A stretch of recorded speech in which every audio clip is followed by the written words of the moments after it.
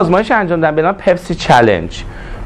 دو گروه از مردم رو حالا آدم‌های مختلف آوردن و دو تا لیوان هم بهشون دادن نوشابه، حالا روش هیچی نبود. گفتم میل کنی، میل کردم. گفتن از بو عطر کدوم یکی بهتره؟ 50% گفتن سمت چپیه، 50% گفتن سمت راستیه. سمت چپیه چی بود؟ پپسی. سمت راستیه کوکا. خب اگر از عطر و بو مزه باشه 50% بازه دست کیه؟ پپسی. جالب هم آدم گفتن اگه بخوای بخری چی میخری؟ میگفت 75% گفتم کوکا. لزوماً برتر بودن تو نسبت به کیفیت‌های خاص باعث افزایش بازار تو نمیشه. مردم تجربه براشون مهمتره، تجربه خوب از برند.